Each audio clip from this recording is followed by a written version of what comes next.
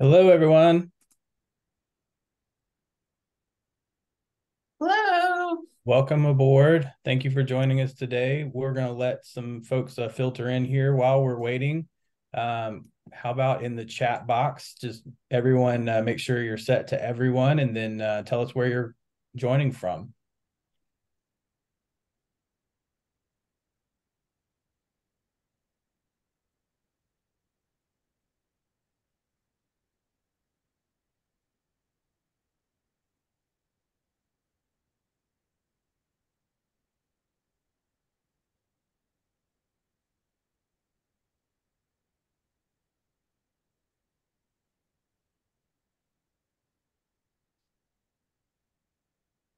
Nope, I see a few more people popping in. Once again, thank you for attending. If everyone, as you join, we'd love to have you say hello in our chat box and let us know where you're visiting or watching from today. Yeah. Okay, so while we are having people filter in, I will just do a little intro just to let everybody know the goal of today. My name is Troy Jenkins. I'm the Director of Enrollment Management here at ACHS, and I'm going to be quiet here in a second and just be behind the scenes running the slideshow. But we're excited that you're here with us today because our admissions team works with so many people each year that we have a pretty good sense of the most common questions that come up during the admissions process. So we thought we would have these conversations every so often so we could proactively address those with you maybe before you had them. So today we're going to run through those. We have Amanda Heller, our Director of Enrollment Services, and Jessica White, our Senior Admissions Advisor. They're going to walk us through this presentation just to kind of see what they talk about the most with their students. If you have questions along the way, we want to hear from you. You may notice that the line is muted. That's because we're recording and we want the highest quality sound, but that recording will be sent out afterward. If you have a question, just make sure you put it in the chat and that you have it set to everyone so that everyone can see it. Someone else might have a similar question that would benefit from the answer, and we'll do our best to answer those along the way. And so, without further ado, I'm going to turn it over to Amanda to get us started. Thank you, Troy. So once again, thank you for attending today. We know it takes time for your day, but we're really excited to be connecting and going through all the important admissions FAQs that students are curious about, eager to learn as they're figuring out their pathway and going through the admissions process. Please don't hesitate to send us a Q&A or a webinar chat questions through that, and we will be answering those live as we go through as well. Next slide, please.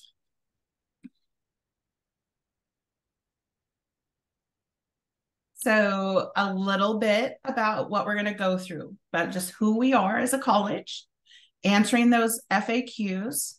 If any questions we hadn't answered or new questions come up, we're going to take a moment for those Q&A, and then of course walk you through the steps of formally applying in the enrollment process. So ACHS, not everyone always necessarily gets this deep into the website, but it is really important for us to share our mission and vision with everyone. It's really the core of who we are. Our mission is to lead the advancement of evidence-based integrative health and wellness education through experimental online learning and sustainable practices. And this is literally the core of everything we do, from the admissions advisory work with and all the way through the curriculum that's developed and how we support you as a student. And we're also really excited. And Doreen, our founding president, her initial goal was to just provide this education so you all can continue to touch and spread it across the world and make an impact as well. Next slide.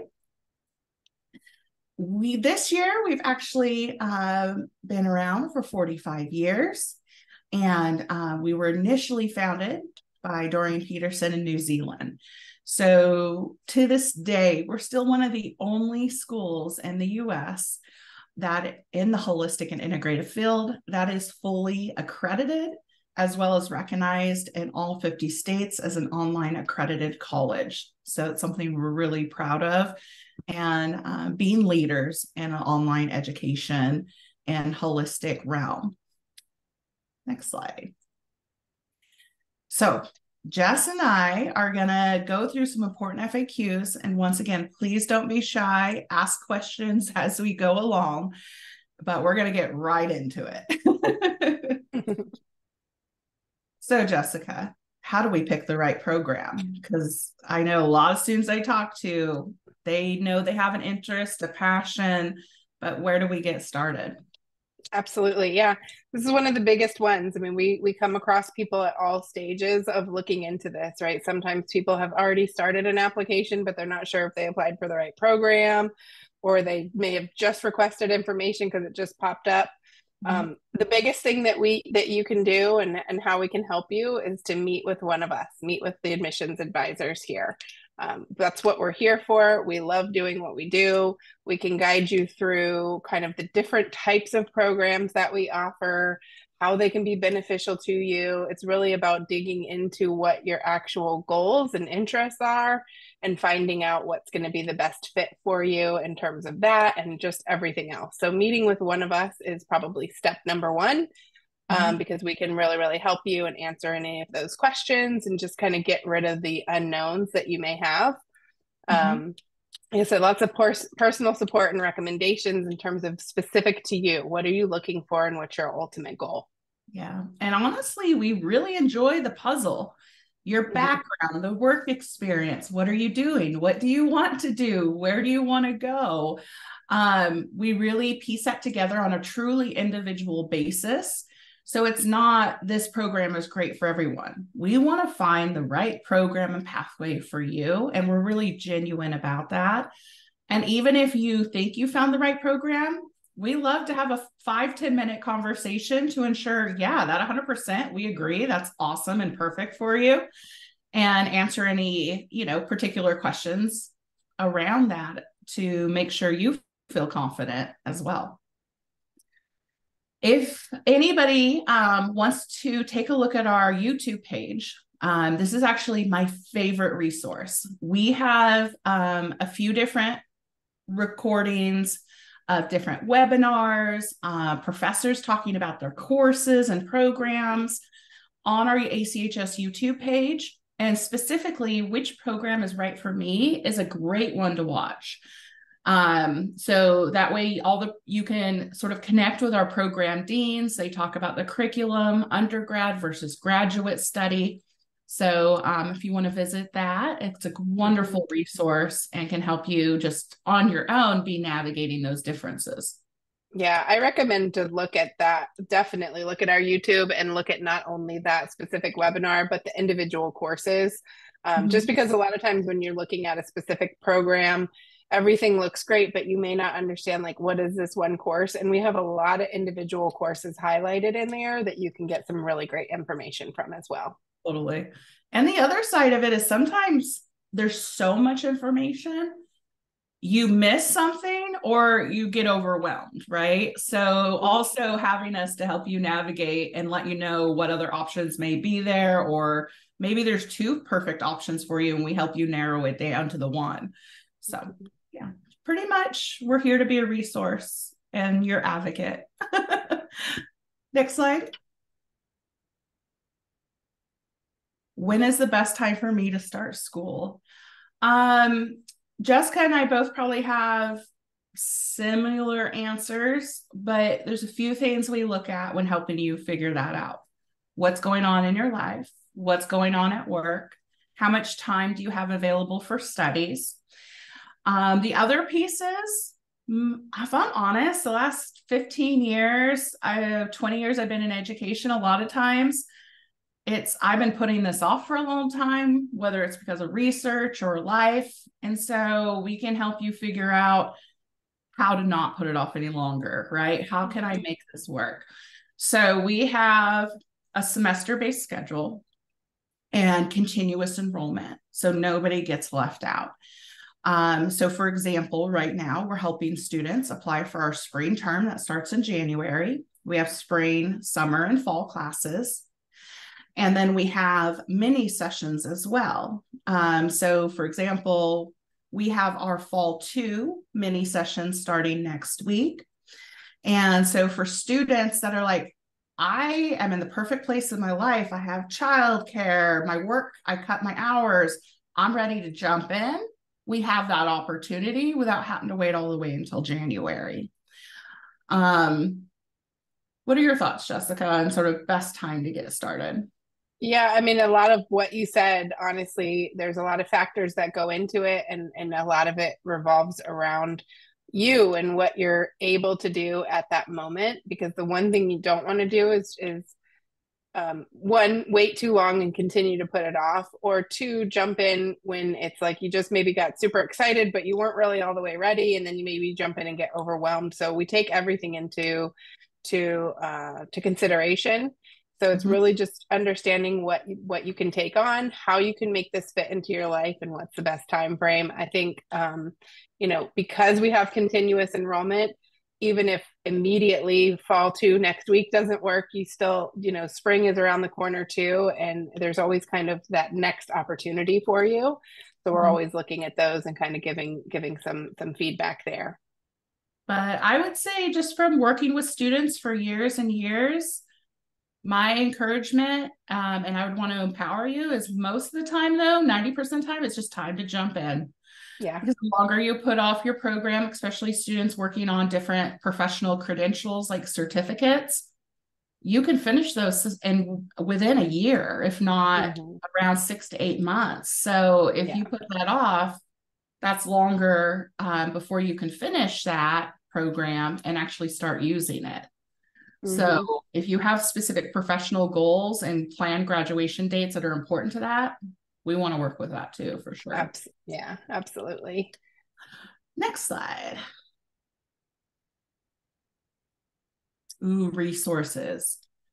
So a lot of times I think people think online, what's out there? What's it going to be like since I'm not on campus to go ask for help in person? We have so many resources, and I have taught at traditional universities. I've worked at different schools, and we have a very student-centric focus and design when it comes to how we support you. So one, we have peer tutoring and student success coaches. You literally, upon enrollment, will be matched with a student success coach and student services. They're there to be your cheerleader, support you when you have a tough day, help you navigate your classes and classroom experience, help you communicate with your professor if you're not sure how to get in contact or you feel a little shy. They help you through different processes. Like if there's a situation you want to add an extra class one term, they help you with the scheduling. So literally around the clock support from a one-on-one with that person. We also have the writing center. So students that want additional support, maybe it's perfecting their APA or writing their essay for a final paper, you have that support as well. Jessica, you want to talk about timely care? Because that's yeah, absolutely. Yeah, there's so many different types of resources that we offer, and just to touch on some of them, timely care I think is one of the really, really great ones that we offer. It's available to all students at no charge to you. There's all sorts of things in timely care once you become a student. There's an app you can download. There's everything available to you, from short little like relaxation videos that you can watch or breathing exercises, all the way down to like you can have scheduled sessions with a therapist or a wellness coach of some sort that can help you. So if you're dealing with a tough time, or you just feel like you need that extra kind of support and care to give to yourself, you have that available to you. No co-pays or anything like that. So really, I mean, it's an amazing resource to be able to utilize. And I hope all of you, when you do become students, take advantage of it for sure. There's even 24/7 like virtual doctor nurse appointments. Yeah. So instead of, it really takes place in a way of being on campus and having that health center, but you don't have to worry about co-pays or anything. Like I know when I was in college, I still had to pay a copay to go to the local like health center to see the nurse when I had a sick, a cold.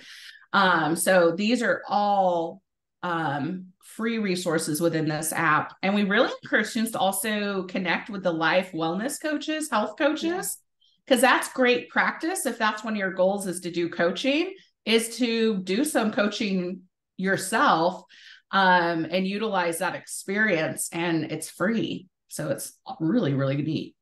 Yeah. We have the Facebook coaching group.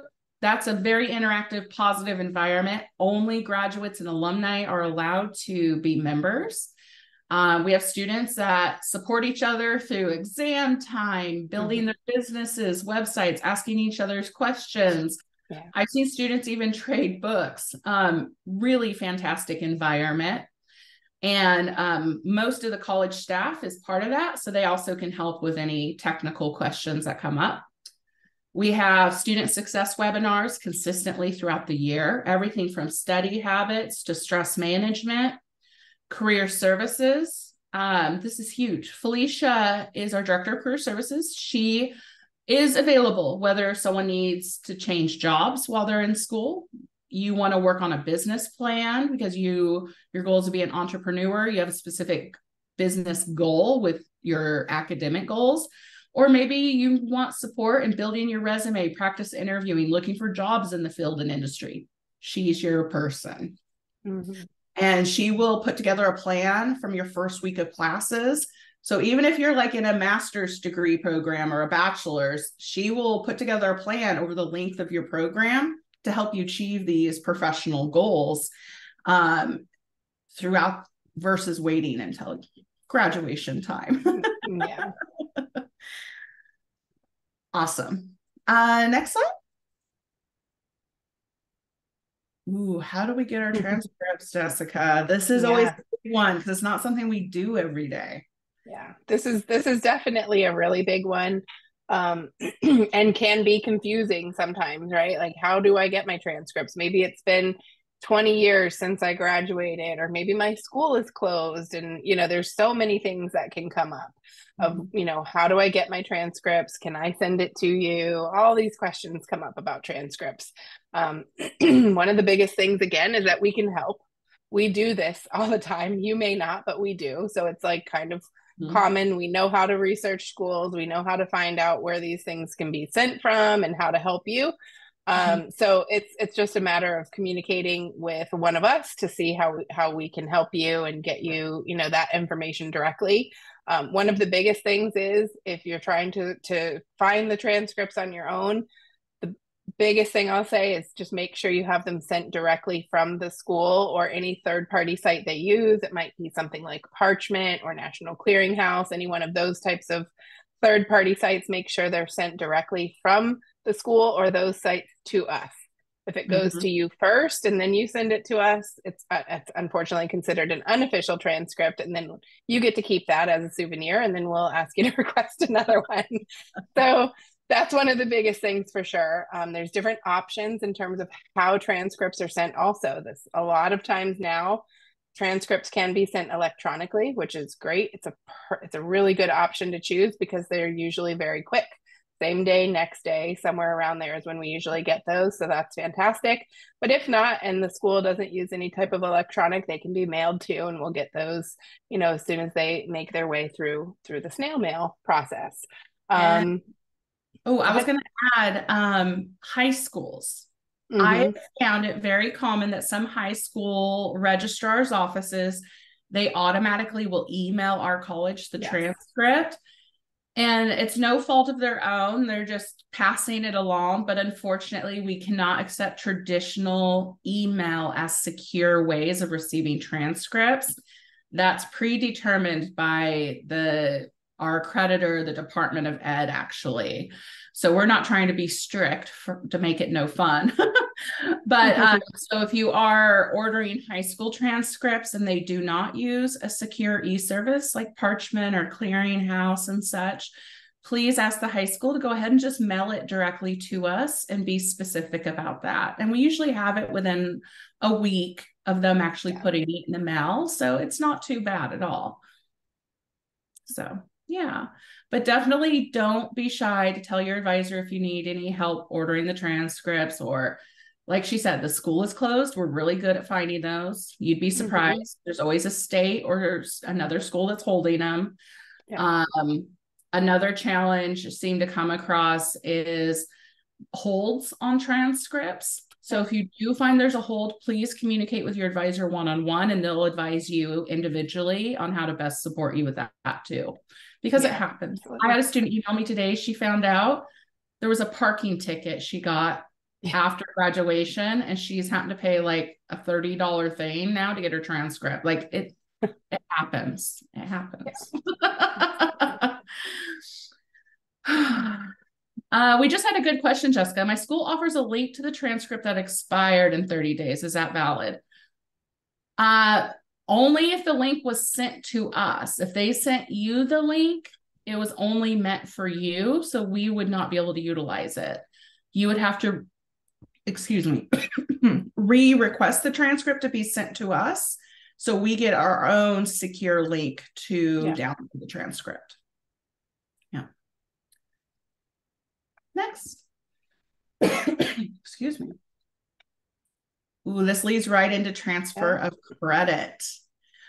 So I just want everyone to know, upon acceptance, our registrar will literally hand review everybody's file for transfer of credit. It doesn't matter what program you've applied to. We always do a double check. Our goal is to see you save some time and money if we can, and make, especially students that may have like done a lot of previous credit and they're ready to finish their bachelor's degree. So that's something that is an automatic process to support you. If you have a unique situation or you have questions about any particular classes, we're happy to do unofficial reviews as well and support you through, determining what might work best in your situation. And then we also offer challenge exams. Jessica, you want to talk about what a challenge exam is? Because I know this is sort of some students I talk to. Yeah. Challenge exams are really, really great options for maybe you have, you've completed a program that maybe you didn't earn enough credit in a particular class, or the school itself wasn't accredited, or, there's a lot of situations that can come up why a specific class that you may have taken in the past won't transfer in.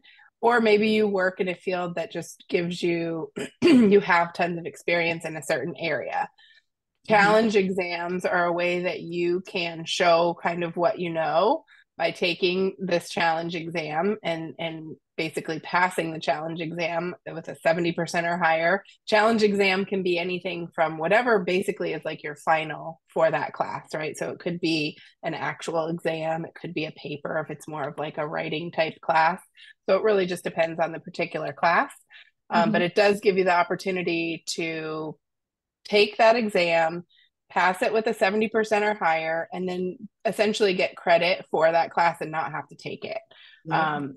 So again, really good opportunity or option for those that maybe have a background in a specific area or just didn't get the transfer credit that they thought they were going to based off of something on their transcript, and just kind of go that route. It saves you some time, it saves you some money because you're not paying for the, the actual tuition and things like that for the actual class. Yeah. And it's only a $75 fee for the challenge exams. That covers the test proctoring and administrative stuff in the background. And I've had a lot of students do this. I had a student the other day that had like a healthcare medical terminology class that was only 2 credits.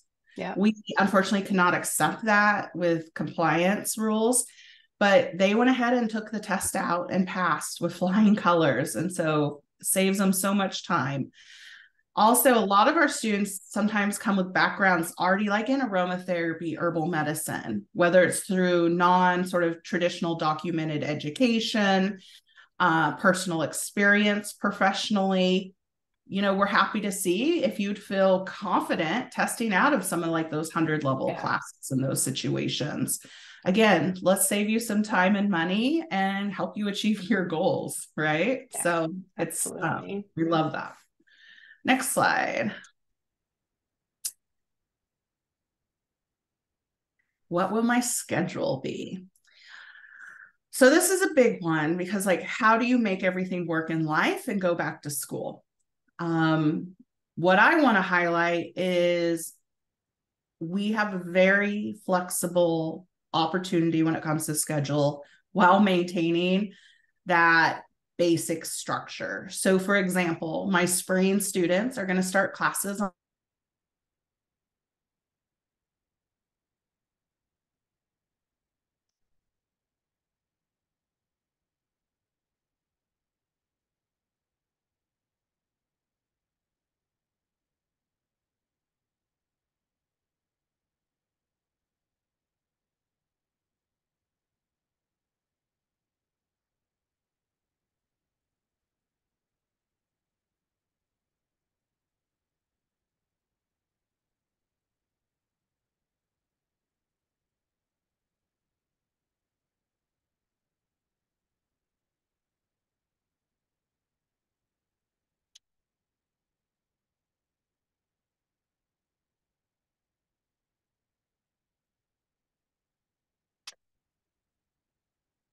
Can everybody hear me?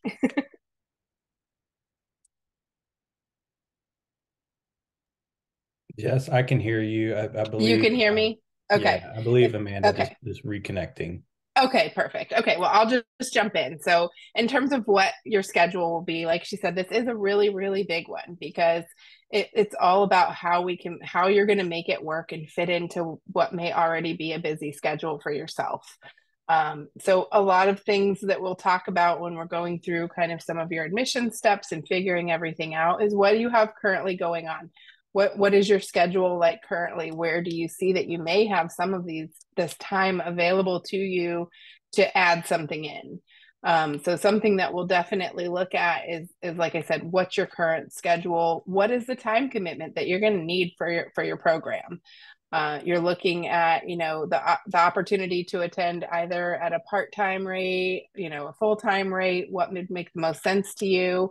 We will guesstimate and tell you anywhere from about 8 to 10 hours per week per class, in your program. So on the high end, 10 hours a week per class of undergraduate full time, that would be 4 classes. You're looking at about a 40-hour time commitment. So realistically deciding, does that work for me? And if it doesn't, that's okay because you don't have to stop there and be like, well, it's just not going to work. Like, that's okay. You can drop it down. You can take 3 classes and commit to maybe 30, or you can take 2 classes and commit to more like 20. And just kind of sometimes you have to think about it and breaking it down by day, maybe not by week. Like, can I find the time to do a couple hours each day? You know what I mean? And then make it work for myself that way. Amanda, I know you were kind of in the middle of something and got frozen, so I just wanted to say a technical thing. Everything shut down, so I'm so sorry for the interruption.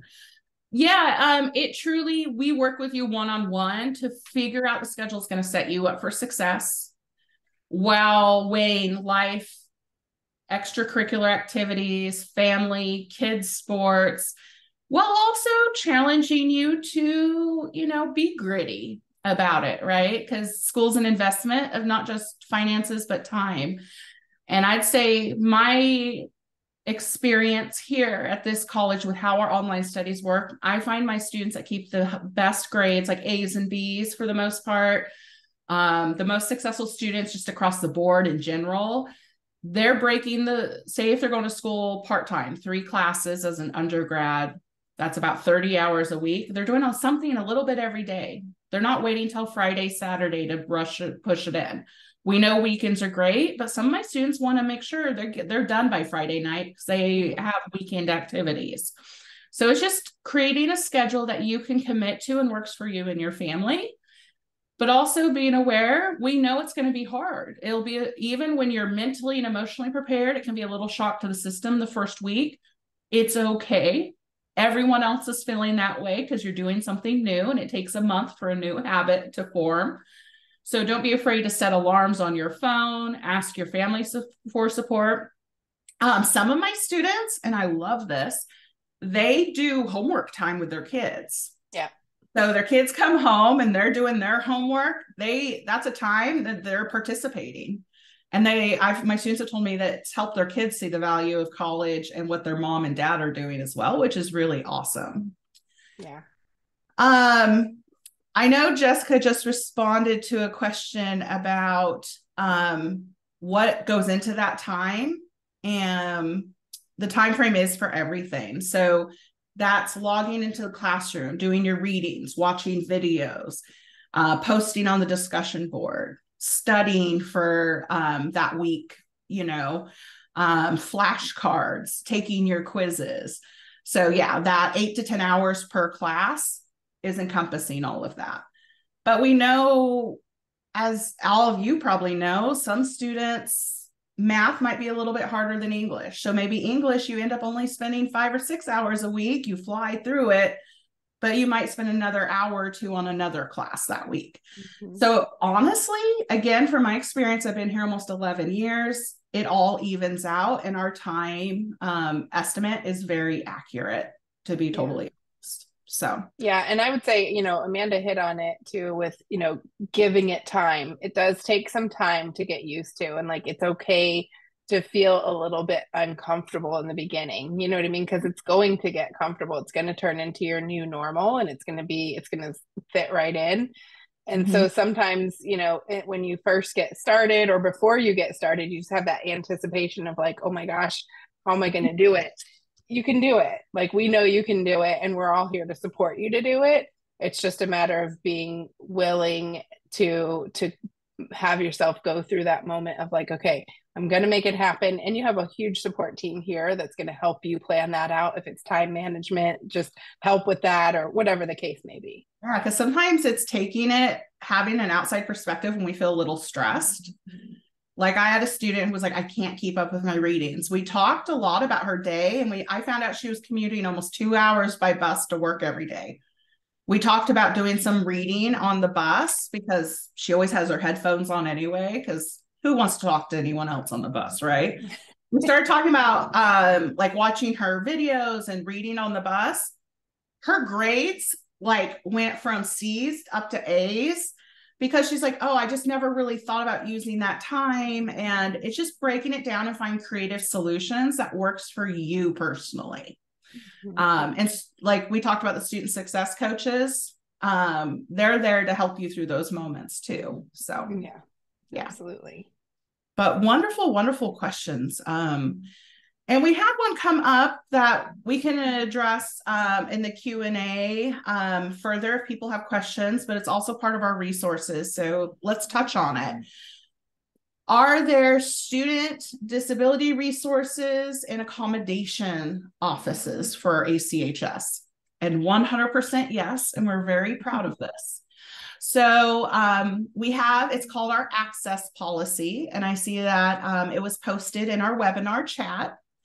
We would want to get you in touch with Miss Rossi. She is the most kind, smart, just amazing person. And she will schedule a meeting on any form that works best for you, Zoom, telephone, etc., and talk to you about your personal needs and concerns academically, and then discuss your options and the support available. And then help you put that in place. So there's 1000% access to that. And then, of course, she works with you to communicate with your professors and such on any plans of action. And then we also have a separate VA department. So Stephanie North and Kashay, they run our VA department. So if you have any specific questions about VA benefits while you're in school, resources for veterans, they're an amazing resource additionally. But I will say, even though we haven't mentioned VA yet, all of our admissions advisors are actually very well educated and can speak to all VA benefits in general, like for helping you fund school. how to put those benefits into place. That's something we really pride ourselves on, is making sure we can support all of our veterans, active duty men and women, spouses, dependents, and making all processes of coming to school around those VA benefits as smooth as possible too. So next slide. Ooh, what technology do I need? I actually had this question last week. So one, telephones are amazing nowadays. Tablets are amazing. It's mind-blowing if you grew up in the 80s like we did. But you do need a laptop or desktop computer. The telephone and tablets are an amazing resource to access the classrooms quickly, watch videos, maybe participate in the Zoom classroom activity. But that is not going to set you up for success when it comes to research, typing up papers, turning in your homework successfully. So we always say you have to have a laptop or desktop. And I always say I like my students to have a mental backup as well. Yeah. So we just saw real life. My tech had an issue a second ago, but there's storms, power goes out. We've seen the world the last few years, right? Sometimes you live in a region with hurricanes like Jessica in Florida. So do you have a family member or a really close friend? If like your laptop blew up tomorrow, could you go use their computer to turn in your homework this week? Do you have a local library? You could go use their computer in an emergency. So we really encourage definitely having that computer laptop, but a backup plan. But tablets are amazing for general reading ebooks, accessing the classroom quick, and watching videos, like I mentioned. Yeah. We also, because of the test proctoring requirements, your laptop and desktop do need to have working speakers and a web camera. So if you're looking to get a new Chromebook or laptop, make sure it just has the speakers and webcams, which I think they all come with them nowadays, Yeah. but, just to make sure. Reliable internet. Again, it's the same thing with the laptop though. If internet goes down, do you have someone else's internet you can use? Is there a Starbucks a few blocks away? It's just always having a backup in case there is an issue. I know this summer, my internet provider shut down the whole neighborhood's internet for 2 days. Not even with any notice. So I had to go, figure that out. So it's just, again, always having a plan. And then our students all do get an ACHS email through Gmail once you have started the application process of school. But once you're enrolled, we will help you set up your email account and you'll have full access to the Google Suite, which is amazing. You have all the documents like Word and PowerPoint, everything you need for your classes. Yeah. And Grammarly we pay for all students to have access to Grammarly, the full account. Grammarly is an app you can add to your computer and such. It does, I don't know, what's the best way to talk about this, Jess? It does everything from spell check to grammar correction. Yeah. Yeah, it just kind of helps if you're typing something up and as you're typing it, it'll kind of give you, it'll highlight something that maybe isn't spelled right, or it may fix it automatically or something like that. But again, grammar too, if you just have something worded kind of funny, it may give you a suggestion. But very, very helpful, not only when just typing up emails, but papers. And if you're doing discussion posts and things like that, it's super helpful to use. And my favorite part is last time I took a class, I used it. You can log into Grammarly, the website, with your account. I would upload my entire term paper and it does like a review of your entire paper. So you can choose what to fix. Yeah. It is amazing. And they did not have that when I was back in college. If anyone has other questions about technology, you can always ask your admissions advisor, but really computer, reliable internet, and have a backup plan. Next slide. Ooh, our main Q&A session. So please feel free to throw some questions out. Jessica, I see one about textbooks. What are the book options as someone goes through one of our programs? Yeah, absolutely. So we have both physical books and ebooks essentially that we use in our classes. Ultimately, it will depend on the individual class or classes that you're taking, whether or not it'll be just a physical book, just an ebook, or maybe a combination of the two. And with each of those types of books, we give you options at the time of registration or when we're finalizing it. We'll kind of go over that with you. So for your physical books, we can send them to you. They would be brand new books, yours to keep. We also give you the option if you choose to source those physical books on your own, you can. We have a link on our website where you can go search for your required textbooks. It actually links you directly to Amazon where you could find the book. You don't have to get it on Amazon. There's other sites that do, either sell them used or rent them and things like that. I do have a lot of students that just love to find a good deal and they're like, yep, I'm on it. I'm going to get my own books because I love finding a good deal. And others that are like, nope, too busy. Don't put another thing on my plate. Like just send them to me and I'm good. So it's whatever works best for you. Ebooks, same way. We give you options with the ebooks. So there are certain classes that do have just ebooks. Those ebooks can remain as ebooks and it's a PDF you'll have. You save it to your desktop. It doesn't ever expire. So you'll have that indefinitely. You can print from sections of it. I have some students tell me they're going to print the whole thing. Not sure how long it is, but have at it. You can do it. The other option is if you really just don't like to work with ebooks or you prefer having something physical, we can have those printed and bound and sent to you as like a soft cover book that you can keep in your collection of books that you may have. So you have those options either way with physical books or ebooks. Mm-hmm. For sure. We just had another question. What time of day are the live Zoom sessions the professors provide every week?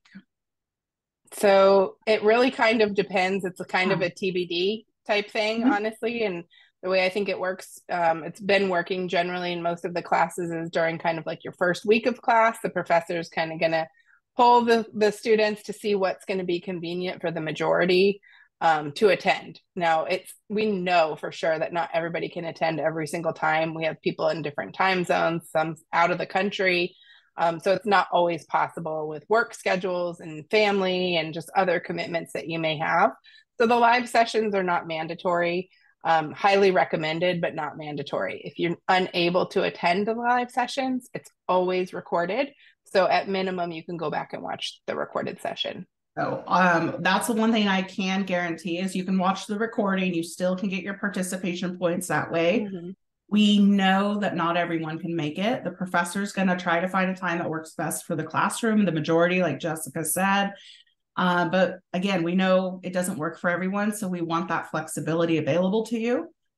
But I'll throw out there, do not let that keep you from reaching out to your professor one-on-one. Yeah. Just because you're an online student, maybe you haven't made Zooms, you can email your professor to set up a phone call or a Zoom appointment one-on-one.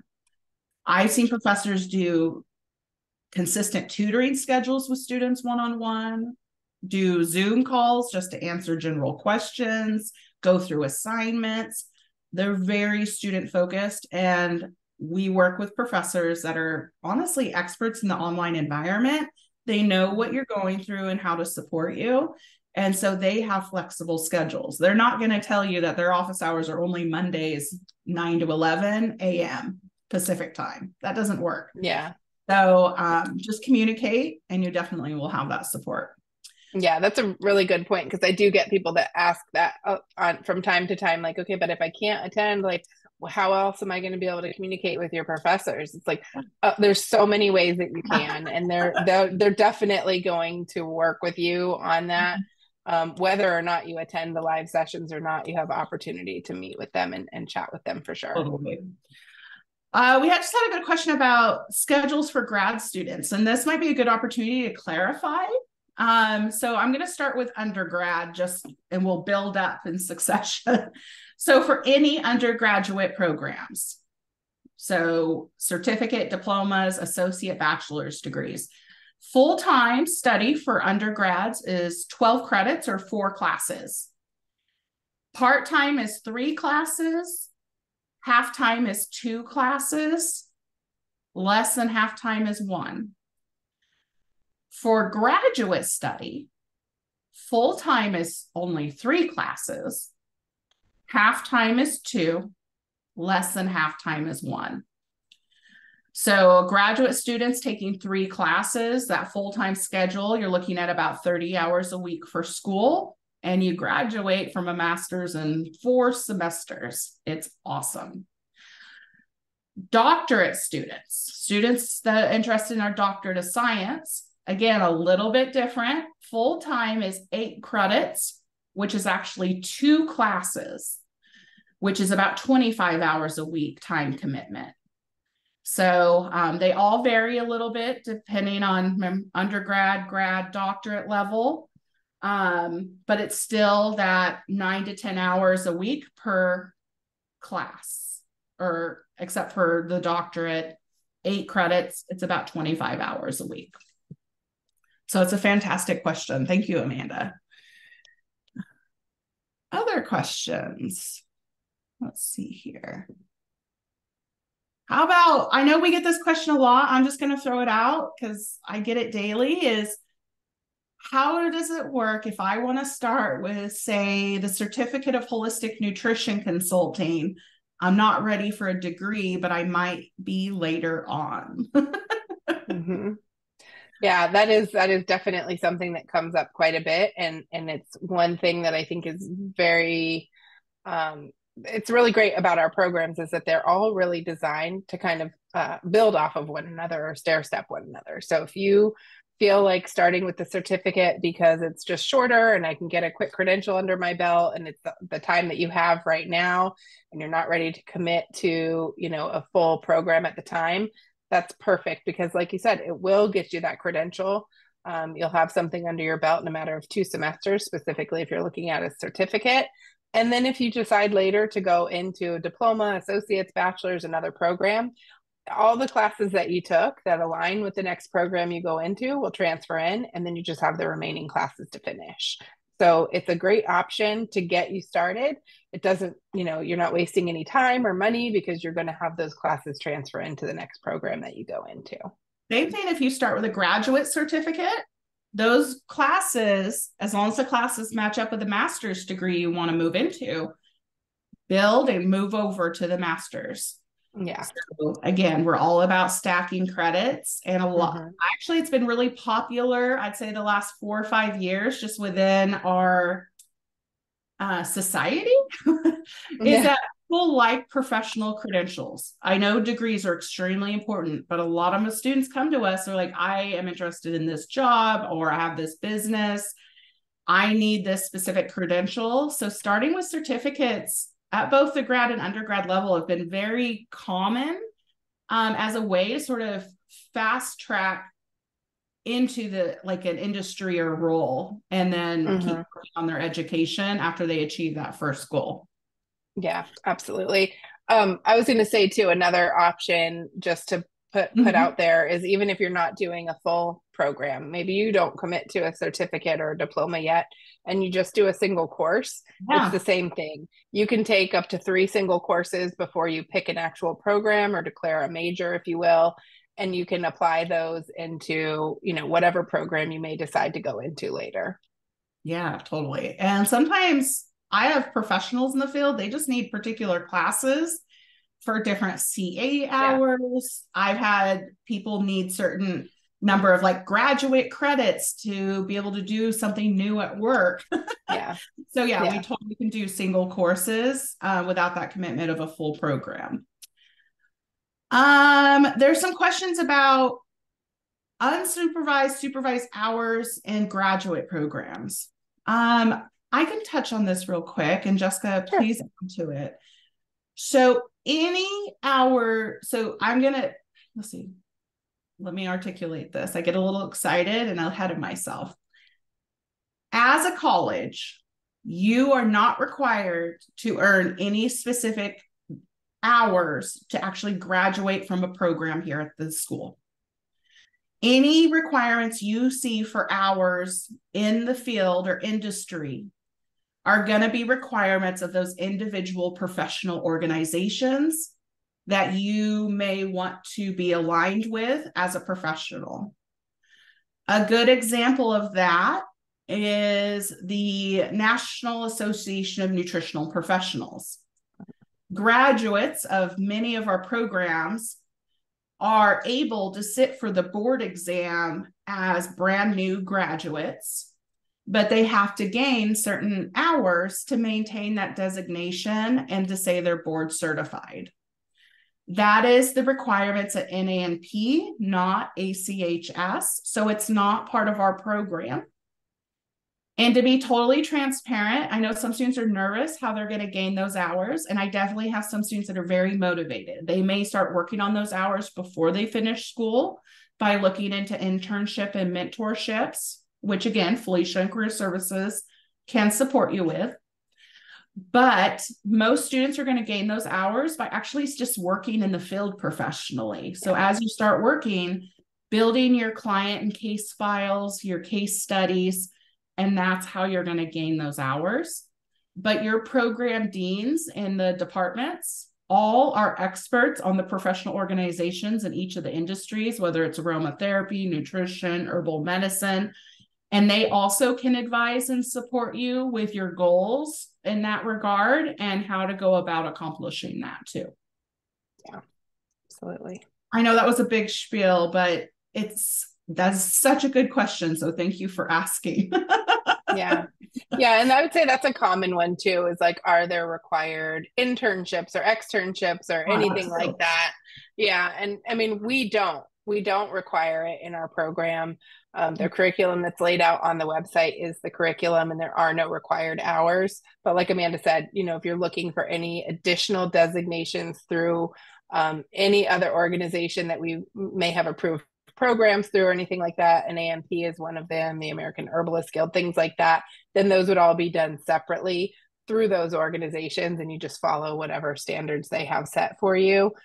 We basically provide the education piece to meet whatever goal you're looking to meet with that outside organization. And then of course, the support to achieve that goal. We just don't have those in place. And I also like to state, those are not necessarily required to work as a professional field. Again, these are additional professional credentials. They're fantastic. We highly encourage students to be involved and to participate with that goal, but they're not required to work as a professional in the field. So don't let anything around those hours keep you from working towards your goal.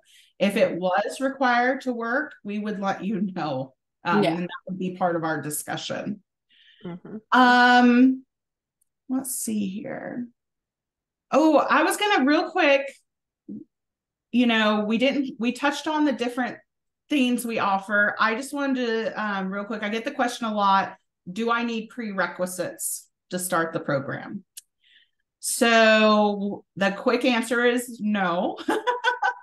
If you have not earned a bachelor's degree, we're definitely looking at undergraduate study. But we have no prerequisites for our undergrad program. There may be individual courses with certain recommendations, but you don't have to do any previous study to apply or enter the undergrad programs. For graduate study, you do have to have a bachelor's degree or higher.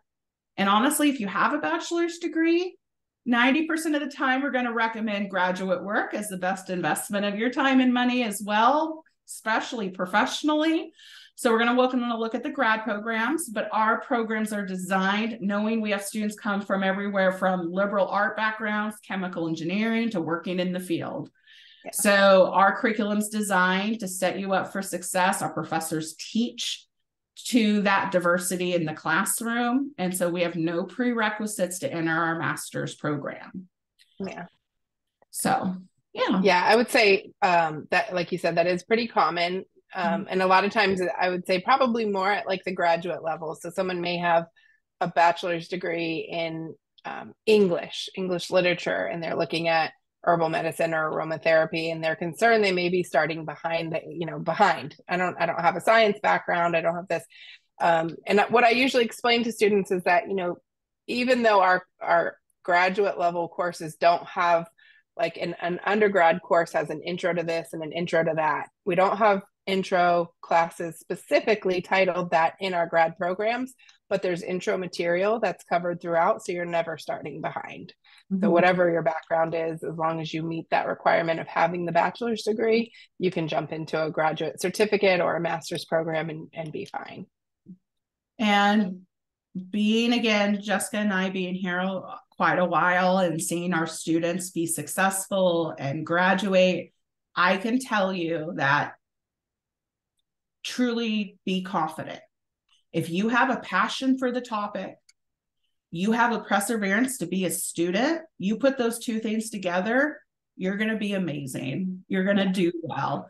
And you have all of your professors, your student success coach, the staff of the college, those additional resources like tutoring and such. Everyone will be here to hold you up if you let them know if there's any gaps or anything you need support with. But absolutely, you will be okay. Totally. Yes. I literally have students with like majors in poetry that have changed their careers by going to graduate school with us. They did amazing. Yeah. So yeah, definitely feel empowered and confident. That's my advice. Gosh, I think that's all of the questions. Really, really good ones today. I appreciate everyone attending. If we can go to the last slide, I believe this has our contact information. You guys, anyone, oh, that's right. Enrollment. You guys, we started answering so many questions. Real quick on admissions. The process, our goal as your advisors to make the process as smooth as possible. We have the online application. It takes about 20 minutes, 30 minutes to fill out max.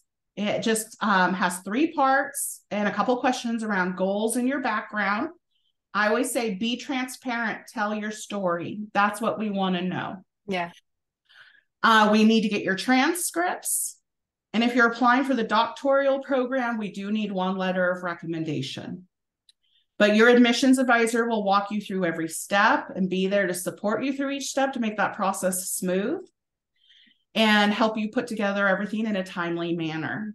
Your student or admissions advisor is also there to help you secure funding, whether you're making payments, you have scholarships, your tuition reimbursement through work, you need to talk to the financial aid office. We're going to walk you through those steps, and again, to help you make it timely and as smooth as possible. So you're not stressing, for example, to rush and do everything in December to start classes in January. We're really here for you. Here's my team. You'll see Jessica. You might recognize some faces and names. You've already talked to someone in admissions. Shannon, Amy, Molly.